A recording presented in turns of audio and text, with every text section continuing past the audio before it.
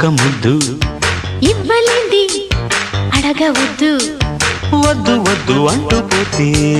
Chinnadana ఎప్పుడంట ఇచ్చేదంట